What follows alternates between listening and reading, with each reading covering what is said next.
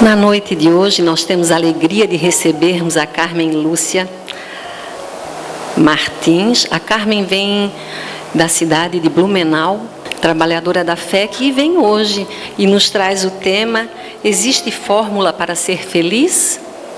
Espero que sim. Que Jesus te abençoe.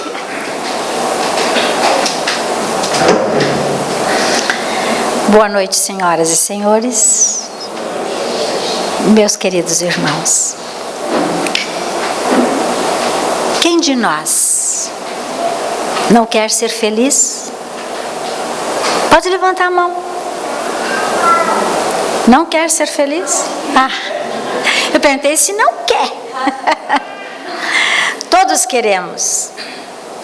É um sonho, a prece que a nossa irmã Lúcia fez, diz isso. Todos queremos ser felizes. E a felicidade é uma questão estudada pelo homem sempre.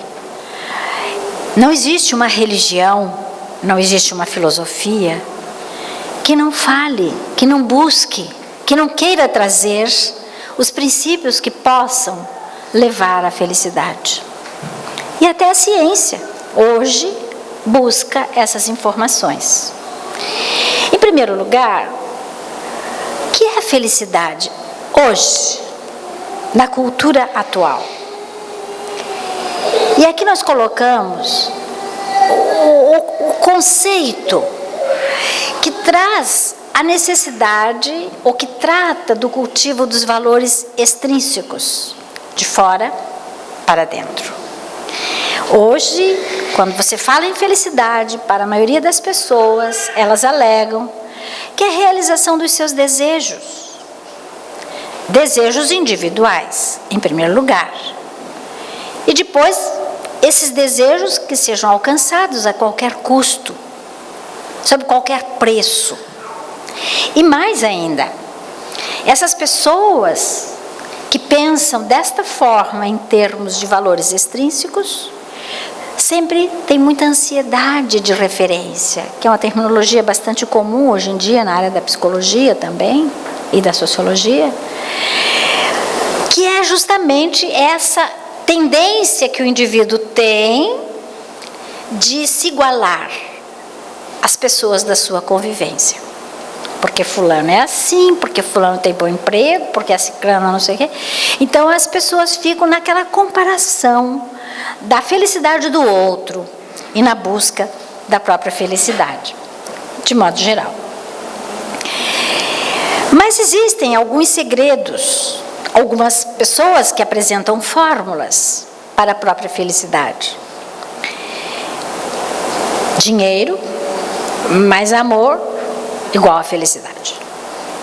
Ou seja, os valores básicos para estes pensadores é justamente que o indivíduo tenha dinheiro, tenha poder, tenha comando e, claro, naturalmente satisfaça suas necessidades afetivas, amorosas.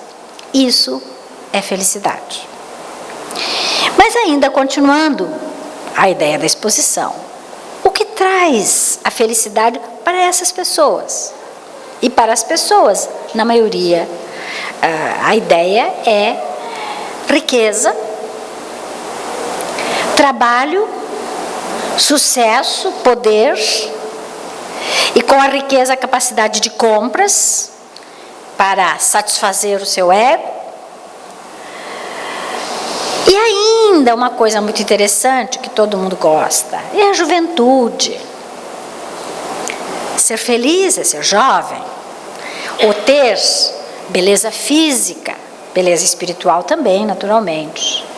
Casamento, a necessidade da vida de um parceiro, de uma parceira, sexo, prazer. São elementos, são referências, são indicadores que são colocadas como básicos para a felicidade. Amigos, muitos amigos. A saúde, qualidade de vida. Ainda a questão das viagens, poder conhecer o mundo, viver a felicidade, aproveitar a vida. Isso é ser feliz. E existe uma pesquisa feita em Edimburgo, na Escócia, com 900 pares de gêmeos, que estabeleceu isso em nível científico, e se vocês procurarem na internet vão encontrar, que afirma 40% da felicidade depende das escolhas, da visão de vida da criatura. 10% questão da idade, do sexo, estado civil, etc.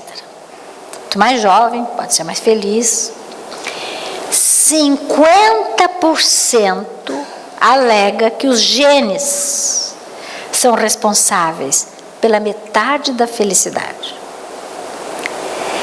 Trazendo uma visão completamente materialista, dizendo que a felicidade pode ser hereditária e quem tem pais que são felizes certamente terão filhos necessariamente felizes. 50% de probabilidade dessa ideia. É um outro enfoque. Pesquisas recentes. E ainda, existe um país considerado da felicidade, chama-se Butão. Fica ao sul da Ásia, perto do Himalaia, a leste do Himalaia. E esse país tem como foco principal o significado da vida. Para os butaneses, aqui está o rei e a rainha de Butão, ter uma crença em algo superior e essa crença estabelecer uma espiritualidade como filosofia pessoal é fundamental. E eles têm uma fórmula, uma regra, que para nós é o PIB, Produto Interno Bruto, para eles é o produto ao invés de produto é a felicidade interna bruta. Eles dão muito mais foco para a felicidade do que para o produto interno bruto. E esse país, que é pequeno, ele tem um departamento próprio só para cuidar da felicidade dos habitantes. A tal ponto esse departamento é importante que todos os demais setores governamentais, obrigatoriamente, após o término dos seus projetos e planejamentos, etc., eles têm que recorrer ao departamento da felicidade para ver se adequa, se está bom, para poderem colocar em prática. O bem-estar psicológico da população é importantíssimo, inclusive para o crescimento socioeconômico. Eles alegam que esse bem-estar é fundamental, que tenha propósitos, objetivos claramente definidos, que haja sucesso, realizações, base para poder trabalhar os seus planejados, participação, engajamento, ligação. As emoções têm que ser positivas. Se alguém não estiver assim, logo será atendido. E que os relacionamentos sejam realmente verdadeiros em todos os setores. Essa visão é a visão do bem-estar, é a visão da felicidade. E Butão é considerado no mundo hoje um país mais feliz, justamente com essa felicidade interna bruta. Mas o mestre, há 2000 anos atrás, quando ainda ensinava-nos aqui na Terra, ele apresentou uma frase. E essa frase mexe conosco. A felicidade não é deste mundo. Está lá o Evangelho segundo o Espiritismo, capítulo 5, item 20. A felicidade não é deste mundo. E diz o codificador, realmente não é possível que a felicidade seja deste mundo. Não que Deus esteja sendo injusto ou criando problemas que não permita às criaturas a felicidade. Mas são muitas as questões que envolvem esse setor. Por isso, nós vamos fazer o estudo que a doutrina espírita nos apresenta como fundamentos básicos e necessários à felicidade. E nos prendemos à ética para sabermos como a doutrina espírita trabalha a questão da felicidade.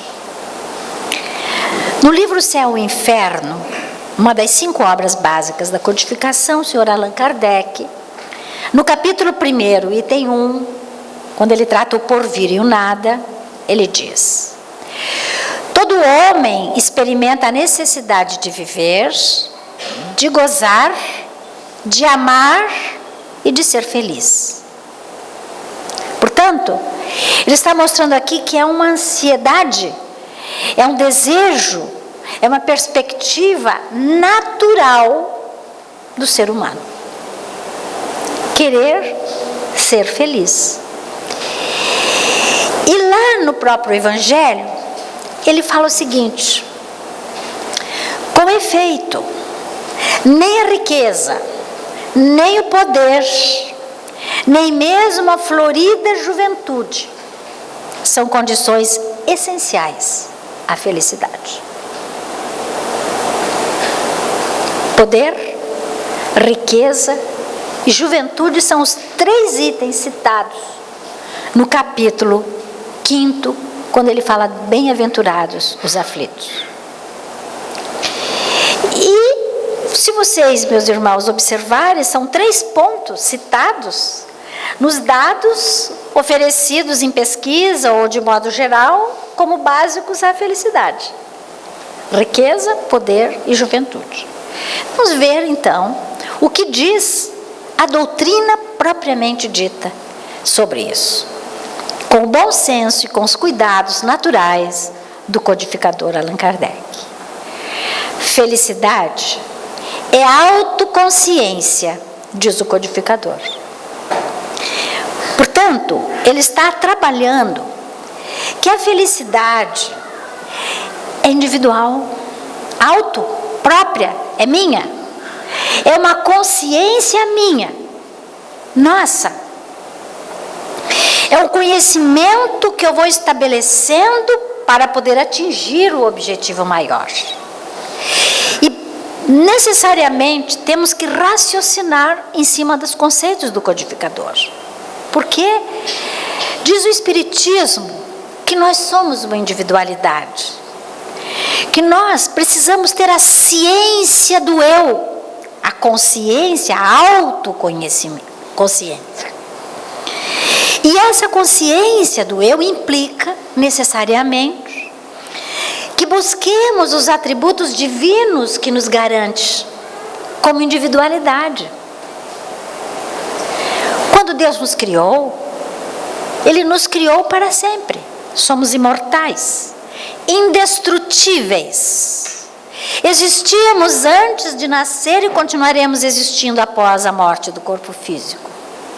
E nos ofereceu esses atributos divinos como básicos, para que nós atinjamos os objetivos dele, mesmo estabelecido pela lei natural.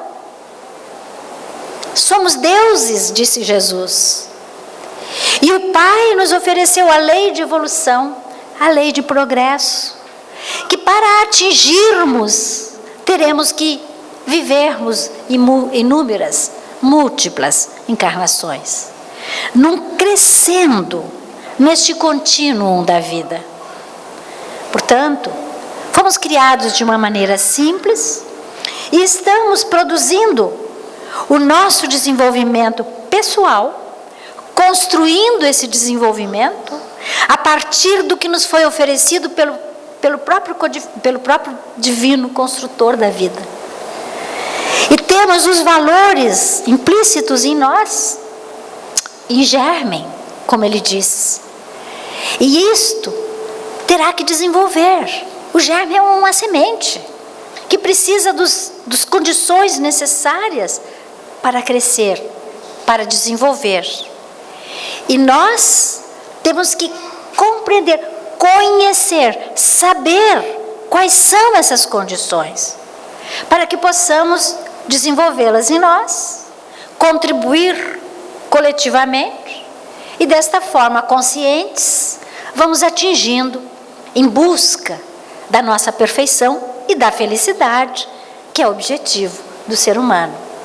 Portanto, não é simplesmente buscando um caminho pronto ou uma fórmula pronta que nós vamos atingir a felicidade. E aí, o codificador trabalha algumas questões em O Livro dos Espíritos que nos fazem refletir muito. E são básicas essas questões para que qualquer um de nós consiga levar à frente o propósito da própria felicidade. Pergunta ele, na questão 920: pode o homem gozar de completa felicidade na Terra? O que vocês acham? Pode ou não? Pode ou não? Não. Vocês são sabidos. Olha a resposta. Não. Por isso que a vida lhe foi dada como prova ou expiação. Por que ele coloca isso? Porque os espíritos superiores colocam isso lá no Livro dos Espíritos. Pode o homem gozar de felicidade na Terra? Nós poderíamos até dizer que sim. Mas ele pergunta: pode o homem gozar de completa e absoluta felicidade na Terra? Não. Porque se nós vermos a classificação dos mundos habitados, nós vemos que do mundo primitivo chegamos ao mundo de provas e expiações, é onde nós estamos ainda. Nem chegamos a passar para o mundo de regeneração na totalidade. E o mundo de provas e expiações mostra que nós ainda não atingimos um grau superior e nem somos perfeitos. Portanto, completa felicidade nós não temos ainda. Nos mundos superiores, nos mundos, nos mundos ditosos, nos mundos felizes, sim. Porque daí nós já estaremos num nível mais alto de perfeição.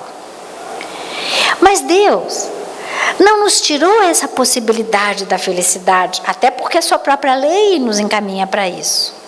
E nesta questão os Espíritos mostram claramente, quando eles dizem assim: dele, porém, do homem, depende a suavização de seus males e o ser tão feliz quanto possível na Terra.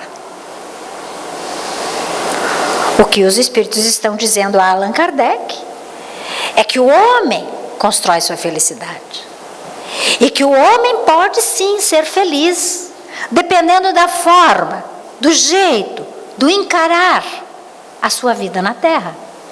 E continua a ideia, aqui trazida pelo nosso irmão Alberto Almeida. Diz o Dr. Alberto que a felicidade é um desafio. E é um desafio. Mexe com nossa inteligência, mexe com as nossas emoções, mexe com tudo. E continua o autor dizendo: ser feliz é um momento, mas sobretudo um movimento da alma, alinhada com o psiquismo divino sinfonicamente. Ele liga o momento ao movimento, não mostrando que não é uma visão estática, parada, mas é movimento, é ação, é trabalho, integrada sinfonicamente com o psiquismo divino. Não exclui a dor, o conflito e até a tristeza. É consequência de um caminhar amoroso. É o que dizem os Espíritos na questão que acabamos de ver. Pode o homem, diz aqui, suavizar seus males e o ser tão feliz quanto possível. Ele não disse que nós não podemos ter conflitos, que tudo vai ser um mar de rosas, que as dificuldades deixarão de existir, etc.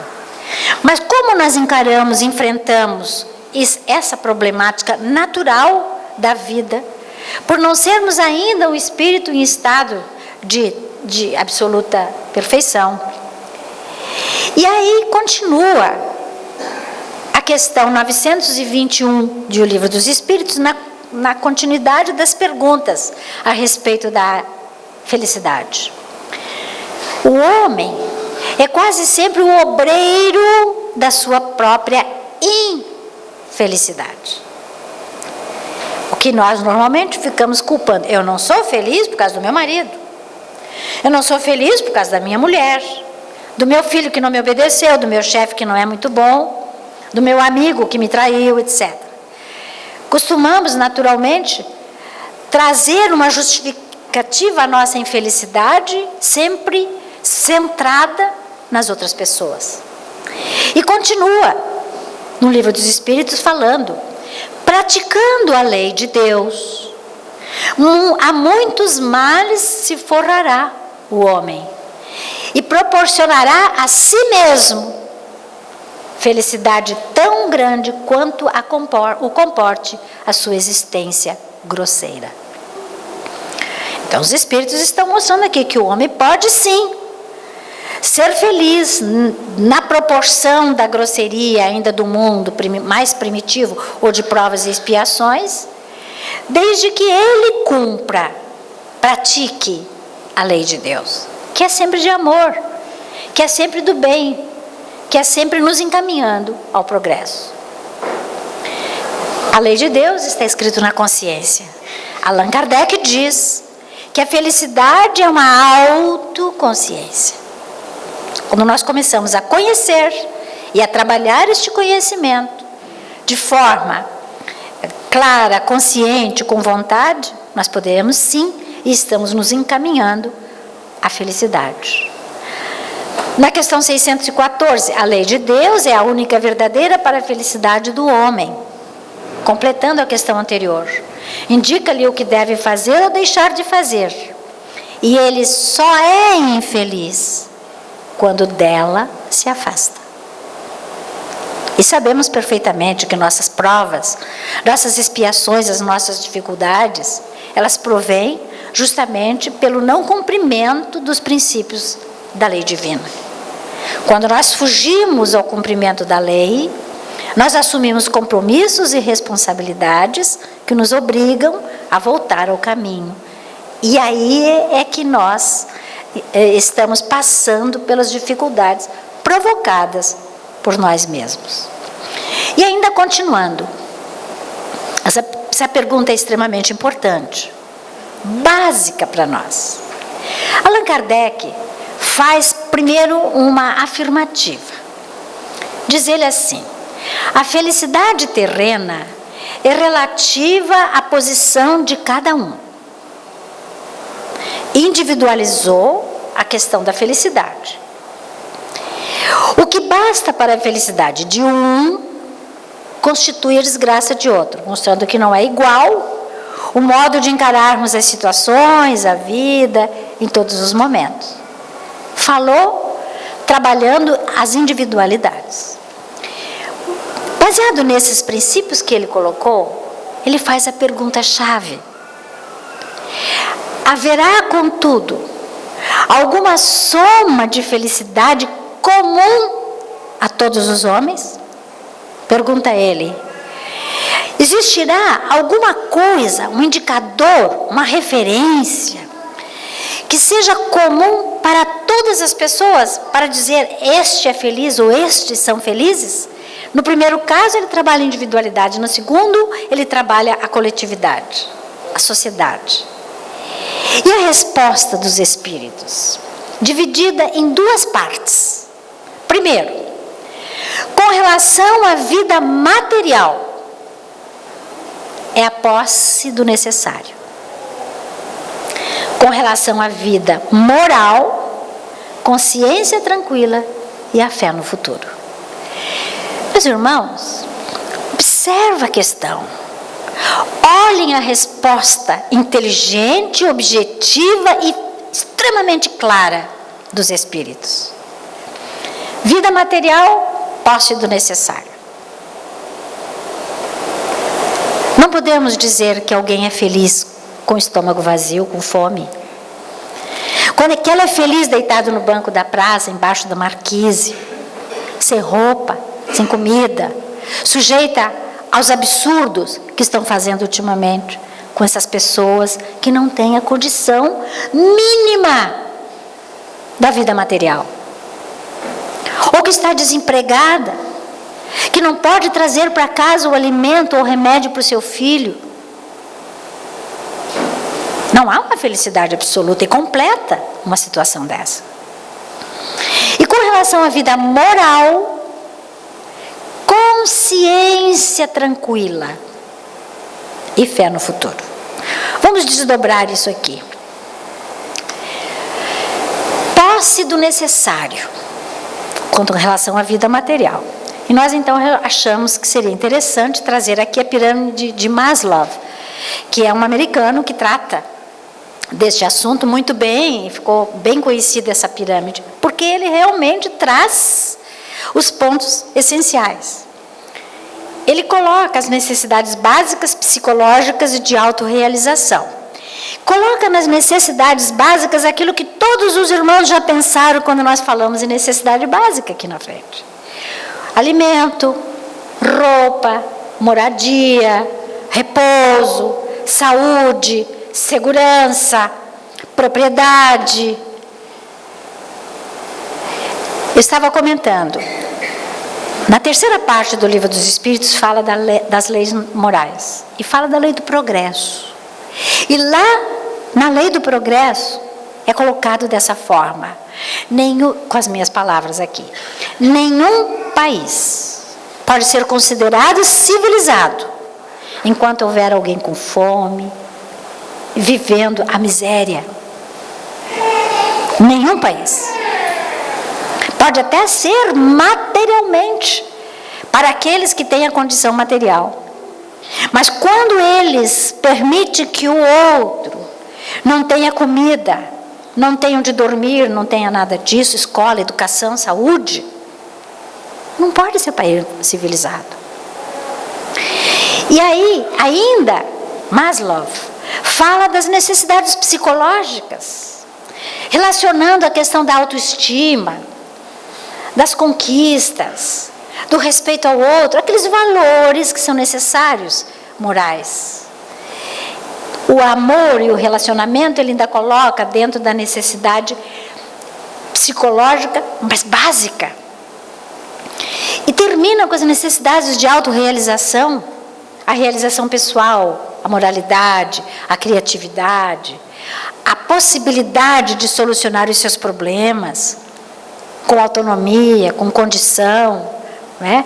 Sem preconceitos, uma sociedade sem preconceitos, aceitação dos fatos de uma forma mais resiliente, capaz de enfrentar a dificuldade com coragem, com força, com sabedoria. Então, como vemos, realmente essas necessidades básicas precisamos desenvolver, para que nós possamos ter essa estrutura necessária sob o enfoque da vida material. Mas Epicuro, que foi um filósofo grego da antiguidade, antes de Cristo, ele afirma que para ser feliz o homem precisa encontrar 2 pontos de apoio. Primeiro, sintonia entre o pensamento e a ação, entre aquilo que ele busca ser e ter, para que ele possa agir coerentemente naquilo da teoria e da prática. E o equilíbrio, ponderando carências e excessos. Ponderando no equilíbrio da balança, onde a parte das carências devem ser realmente resolvidas. E o excesso, claro, com todo o equilíbrio também. E ele, Epicuro, afirma sobre os desejos, classificando em 3 tipos. Ele fala dos desejos naturais e necessários, que o homem tem e que acabamos de falar. São justos, têm que ser atendidos. Mas existem os desejos naturais desnecessários, quando caímos nos excessos. gula, como demais porque o olho é grande, né? Bebo demais, né? Tudo aquilo que se excede é no sexo, em todos os setores. É natural, sim, comer, é necessário, natural ter sede, mas não há necessidade de excesso.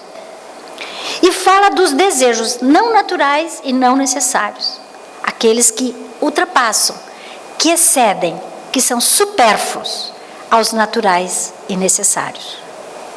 Portanto, Epicuro claramente está de acordo, ou o Espiritismo está de acordo também com ele, que foi um dos precursores de todo esse trabalho filosófico, mostrando o equilíbrio, o bom senso das nossas próprias necessidades e desejos. E o hindu Mahatma Gandhi, tão conhecido por todos nós, porque sempre citado, justamente pela sua prudência, pela sua capacidade de equilíbrio, felicidade, diz Gandhi, é quando o que você pensa, o que você diz e o que você faz estão em harmonia. Combinando com o ter e ser, com a teoria e a prática, com a carência e o excesso colocado por Epicuro e com toda a base da codificação espírita. Realmente verdadeiro.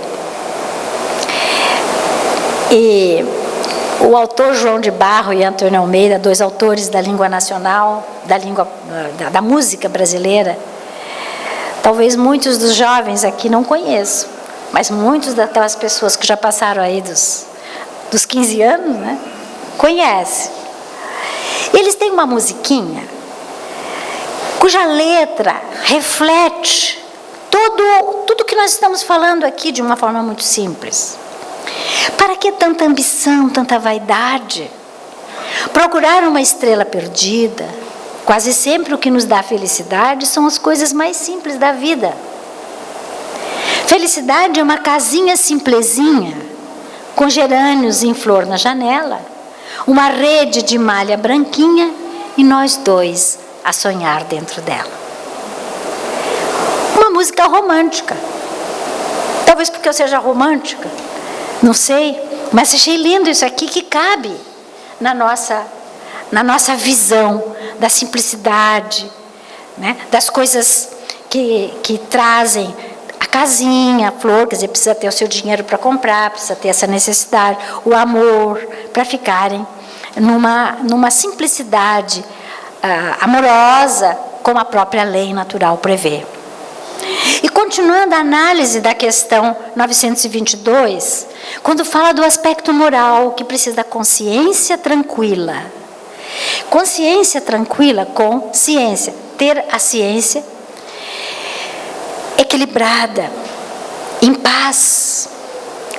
A felicidade é uma conquista íntima, cuja fonte é a ampliação da consciência lúcida e responsável. Pensamentos e sentimentos educados. Ausência de vícios morais. Não vamos cair lá naqueles excessos que foram falados. Dever cumprido. Consciência, responsabilidade. Harmonia consigo e com o outro. Porque quem não está em harmonia consigo não consegue se harmonizar também com o outro. Aceitação das dificuldades com serenidade. Revolta, desespero, não cabe aqui. Mas para que essa revolta e esse desespero não caibam aqui, é necessário compreender. Por quê? Como funciona? De onde vem?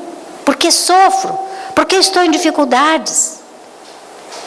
E por isso que fala também na fé no futuro. Porque a fé no futuro é uma expectativa que nós espíritas conhecemos muito bem. Porque não existe nenhuma filosofia mais completa de mostrar a existência da vida futura.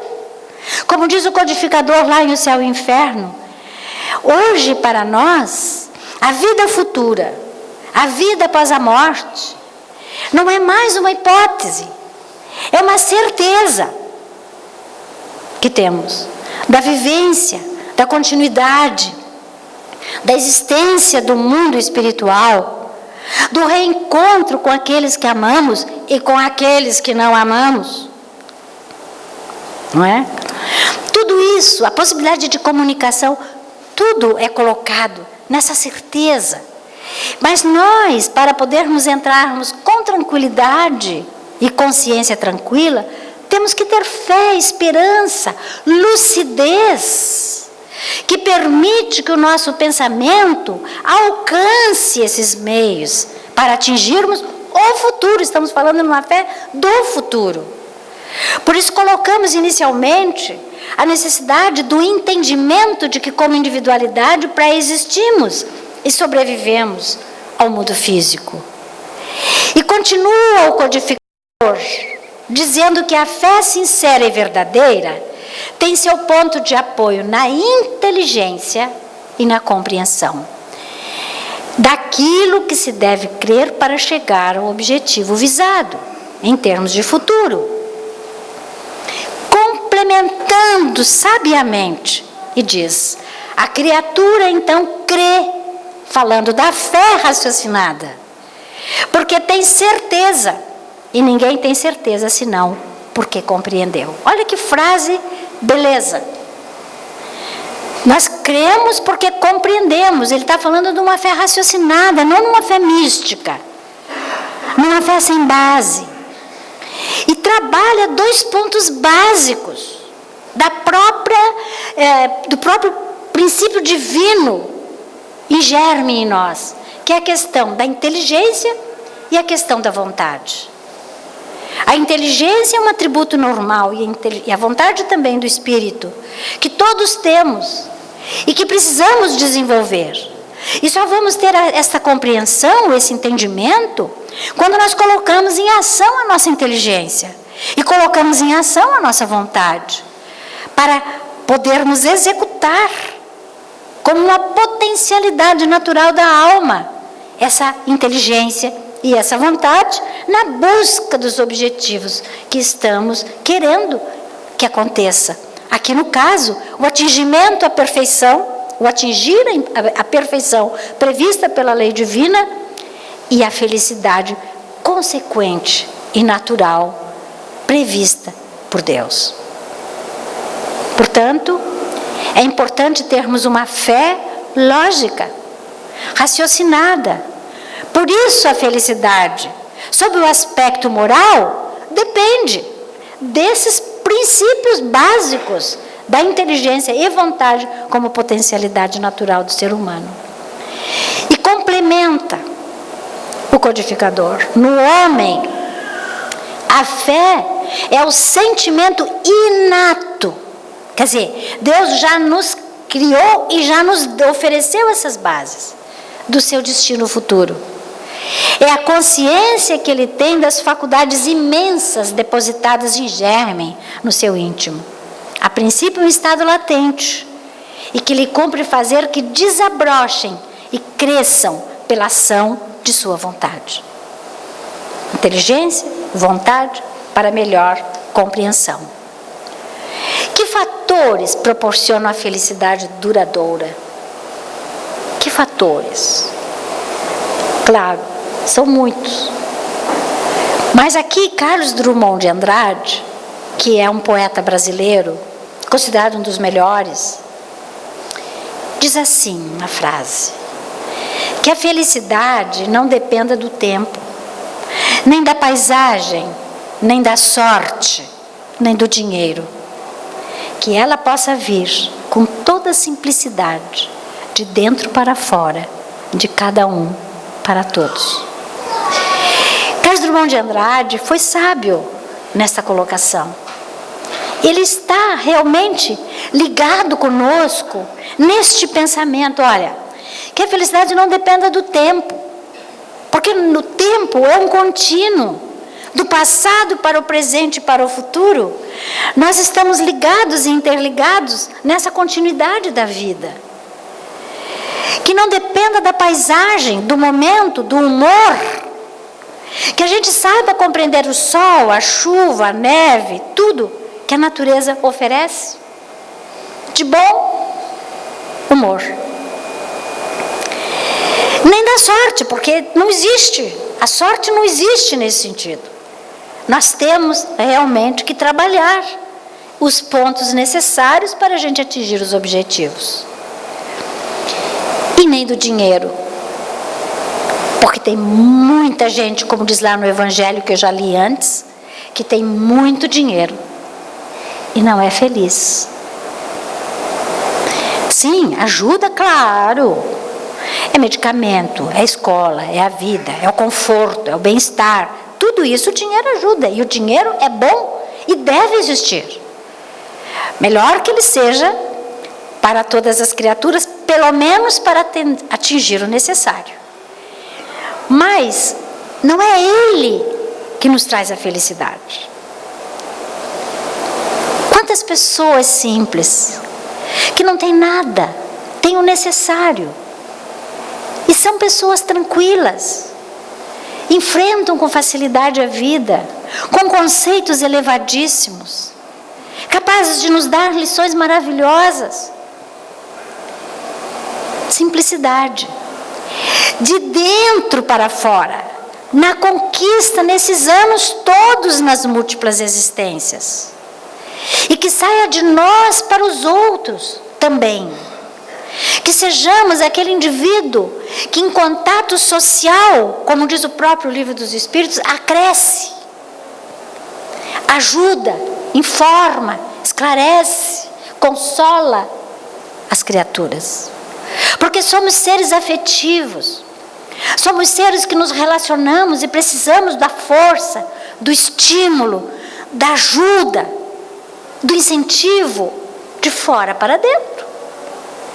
Mas é em nós que se transforma essa ajuda externa como valores extrínsecos para que sejam potencializados nos valores intrínsecos que nós estamos falando agora e que são os principais.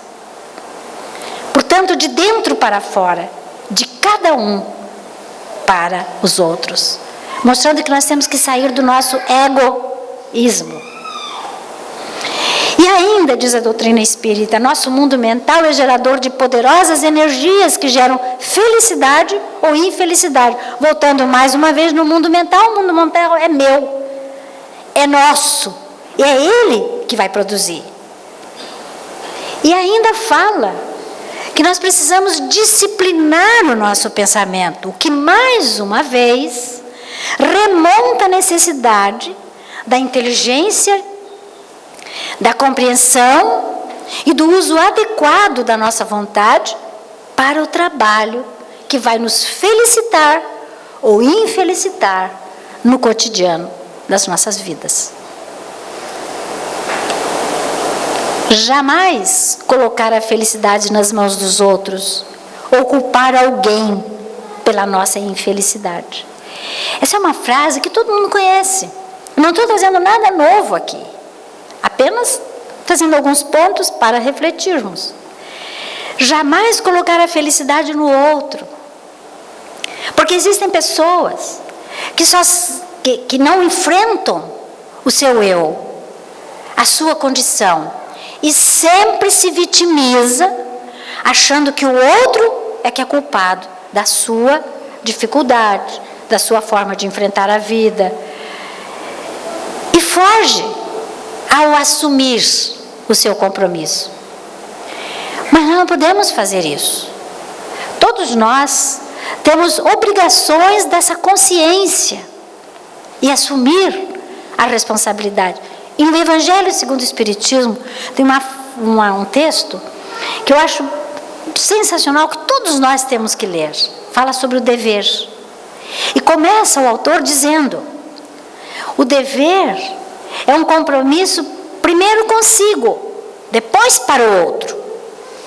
Porque se eu não tiver o dever comigo mesmo e assumir os princípios que regem o ato do dever, como a responsabilidade, como a consciência do ato, como tudo, eu não tenho condições de fazer como o outro. Eu tenho que ser pontual para depois exigir que o outro também seja. Exigir, quer dizer, se eu tiver essa função. Eu primeiro tenho que fazer o exemplo. E aí a gente vê que há necessidade da gente ter essa consciência da sua transformação, da transformação pessoal. E Vicente de Carvalho nos dá um pensamento que diz: a felicidade é difícil de ser alcançada, porque está sempre onde a pomos e nunca a pomos onde estamos. Diretamente ligado ao pensamento anterior. Capacidade de manter fortes laços afetivos com amigos, com familiares. Quantas pessoas querem ser felizes, não cumprindo a obrigação dentro de casa? Com a esposa, com o esposo, com os filhos, no trabalho. Ou às vezes é excelente no trabalho e em casa não, como existe também um texto no Evangelho muito interessante sobre isso.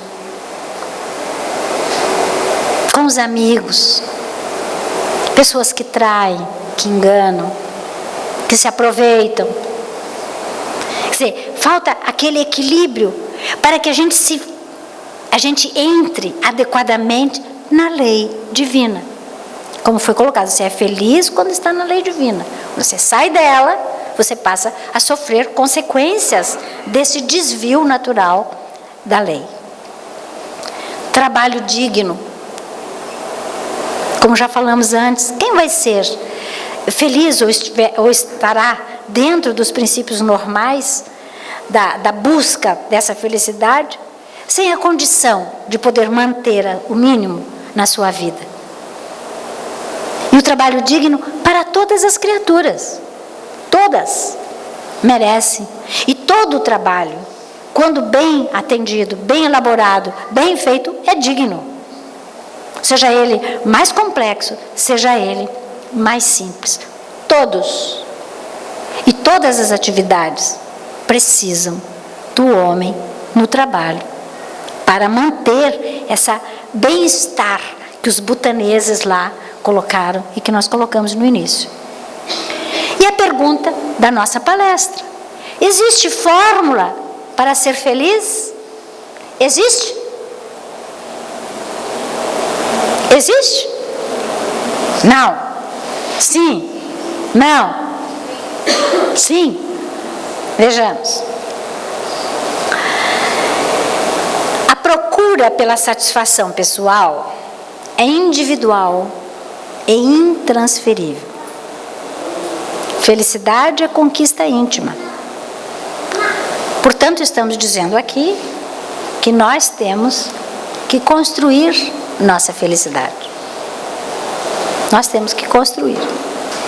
E ainda, o grande mestre nos informa que o reino dos céus está dentro de nós, confirmando que é individual e que é uma construção pessoal. O reino dos céus, não aquele quadradinho que todo mundo imagina no espaço físico, mas aquele conjunto de situações que dentro de nós nos permite atingir as metas e os objetivos para os quais fomos criados. Está dentro de nós. É um processo que depende de toda a nossa educação e de toda a prática daquilo que nós estamos aprendendo. E mais do que qualquer outra filosofia, o Espiritismo mostra isso em sua filosofia, no seu tríplice aspecto. Quando é chamada a nossa atenção para a necessidade da transformação individual. E a transformação trabalha esse dentro de nós, essa intimidade nossa, para que formemos o nosso céu interior ou mantenhamos o nosso inferno interior, dependendo da nossa forma de agir. E que caminhos podemos utilizar para chegar à felicidade? Claro, evidentemente que existem muitos. Eu não posso trazer todos, mas eu posso imaginar alguns, sair da zona de conforto. Difícil. Porque quando você fala em transformação, ou quando você diz para alguém, olha, para você poder resolver esse problema, você tem que fazer isso, ou veja lá, busque tal situação, nem sempre a pessoa quer ouvir isso. Ela já quer pronta a solução. Ela não quer construir, ela não quer fazer. Quantas vezes a gente está atendendo uma pessoa, às vezes no atendimento fraterno, numa conversa de amigos, a pessoa se queixa, se vitimiza, a gente diz, olha, mas veja bem, você está dizendo isso porque não é com você. Então ela já coloca toda uma parede, dificultando qualquer informação que a ajude a sair do caminho difícil em que ela está. Ela não deixa esse estado fluir. É importante sonhar com o possível, não com o impossível. Quando nós vemos que há possibilidade do crescimento, do sucesso, da mudança, etc., temos sim que lutar por isso. Mas tenha os pés no chão, para que depois não se frustre e não ache que Deus é ruim, que tudo dá bem para o outro, e fica olhando o amigo, o companheiro, o irmão. Para ele tudo dá certo. Eu sou um infeliz. Eu sou isso aqui. A inveja.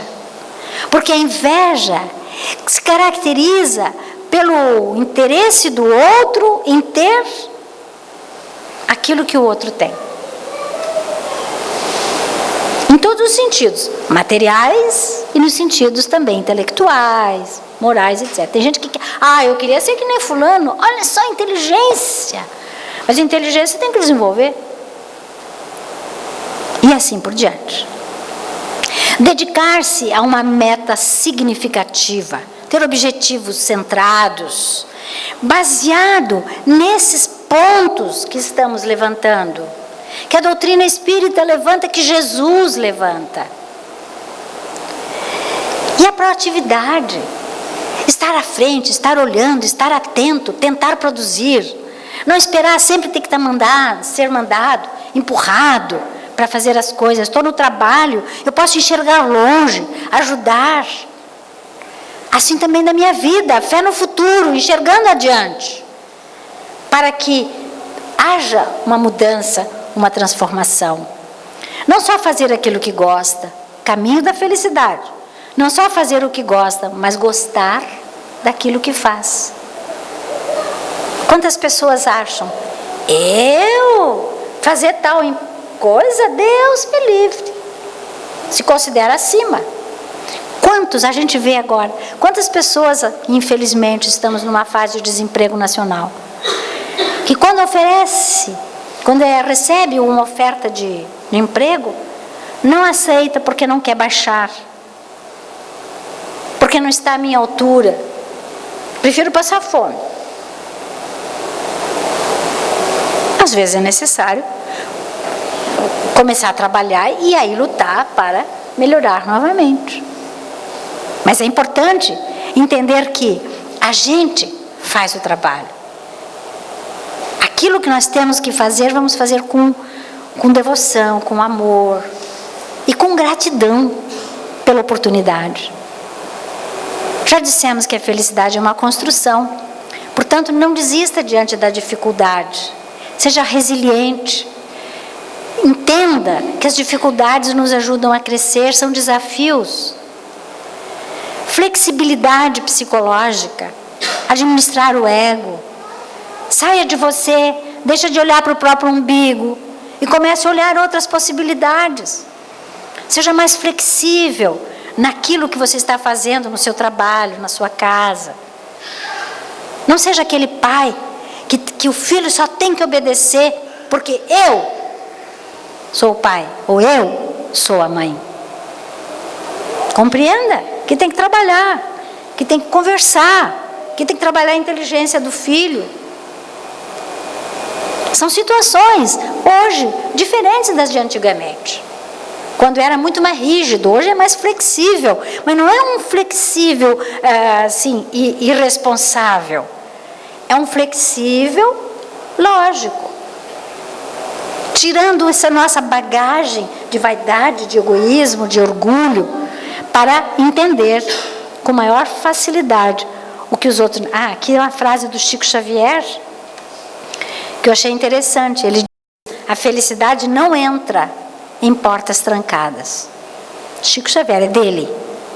A felicidade não entra em portas fechadas. Quer dizer, se nós não abrirmos as comportas, se nós não abrirmos os meios para a mudança, ela não virá. Então, quando nós ficamos endurecidos, rígidos, numa situação e não somos capazes de virar o pescoço de um lado para o outro, nós dificultamos a nossa própria aprendizagem. Valorizar o presente. Quantas pessoas querem uma coisa, quando tem, não era bem assim que eu queria. Nossa, se eu soubesse que era assim, não queria. Não valoriza, não aproveita. Vive no passado, só falando do passado, porque no meu tempo, porque era assim, porque eu fazia assim, porque eu fazia assado, porque isso, lá que era bom, lá que era... E deixa de viver o momento aqui. Ou então faz o processo inverso, também doentio. Mas só quando eu me aposentar, mas só quando isso, mas só quando aquilo. E o tempo está passando, o presente está indo, e nenhum de nós sabe o dia que vamos deixar a vida física. Este mundo é transitório. Aí quando nós chegamos na espiritualidade, nós estamos sem saber responder a nós mesmos o que fizemos do nosso tempo, como diz o Dr. Bezerra de Menezes.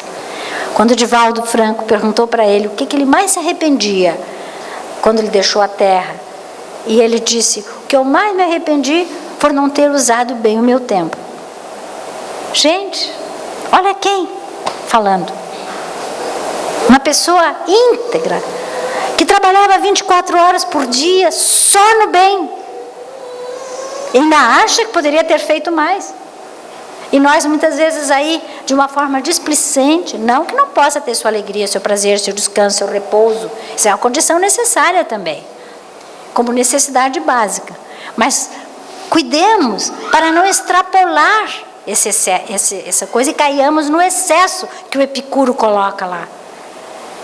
Comemorar as conquistas, valorizar o que temos, sentir a gratidão. A gratidão é uma virtude. Gratidão é uma virtude que ela por si só exige que o indivíduo agradecido reconheça no outro o bem que recebeu. E para isso tem que derrubar o ego, como falamos antes. Aprender a ter e a ser. Tem gente que não quer ter porque diz que daí responde muito alto. Mas não é assim. Dinheiro é necessário, nossos bens são necessários, nós temos que aprender a utilizar adequadamente as coisas. Saber valorizar o que temos. Diz Albert Einstein: a felicidade não se resume na ausência de problemas, mas sim na sua capacidade de lidar com eles. Falamos antes que estamos no mundo de provas e expiações ainda, num processo de transição para a regeneração. Não que a gente fique aí se vendo, mas eu sou uma prova. Não, nós estamos com as nossas dificuldades para o trabalho, para ir para frente, para acabar com as nossas arestas. Então nós temos as dificuldades, mas olha com outro olhar. Veja de forma diferente. Uma pessoa feliz não tem o melhor de tudo, ela torna tudo melhor. Lincoln, um grande presidente americano, admirável, ele diz: a felicidade não é ter uma vida perfeita, mas deixar de ser vítima. Deixar de ser vítima dos problemas e se tornar o autor da própria história. Novamente, colocando a responsabilidade individual. E se ele falava para o povo americano, se falava sobre problemas de ordem americana, serve naturalmente para todos nós. Não importa a nação, Importa o conceito. Vamos sair dessa vitimização constante que vivemos e fazer a nossa história. Porque isso é o nosso trabalho individual. Essa é a nossa meta. E Allan Kardec, ainda no livro Céu e Inferno, ele fala uma frase, um texto que mereceria ser trabalhado mais tempo por nós. O caminho da felicidade a todos se abre amplo, como a todos as mesmas condições para atingi-lo, mostrando a igualdade divina, sem privilégios para ninguém. A lei, gravada em todas as consciências, a todos é ensinada. Deus fez da felicidade o prêmio do trabalho, e não do favoritismo, dos privilégios, para que cada qual tivesse seu mérito. Portanto, mais uma vez, joga para cada um de nós a responsabilidade dos nossos atos e do cumprimento dos deveres para atingir a nossa felicidade. O homem tem o destino da felicidade, mas precisa aprender alguns pontos básicos. Despoje-se do homem velho, dizia Paulo de Tarso. Deixe o homem velho para desenvolver em você o homem novo, transformado, mudado, como ele mesmo fez. Conviva em paz e tranquilidade. Ame-se e ame o próximo como ao irmão. Ninguém pode amar o outro se não se gosta. Perdoe e aprenda a ser feliz. Gravaram, né? Pontinhos essenciais para a nossa felicidade, o que vem mostrar que não existe fórmula. Não existe fórmula. O que existe é essa construção para que sejamos felizes. E encerrando a nossa palestra com um provérbio chinês muito interessante que diz: a felicidade é um perfume que não podemos espargir sobre os outros sem que caiam algumas gotas sobre nós mesmos. Um momento em que nós utilizamos as nossas potencialidades para auxílio do outro, naturalmente, no processo de relacionamento do amor ao próximo, a lei natural faz com que retorne. Portanto, cai sobre nós e sobre os outros, e sobre os outros e sobre nós, no processo de ida e volta, este perfume da felicidade. Que Deus nos abençoe e muito obrigada a todos.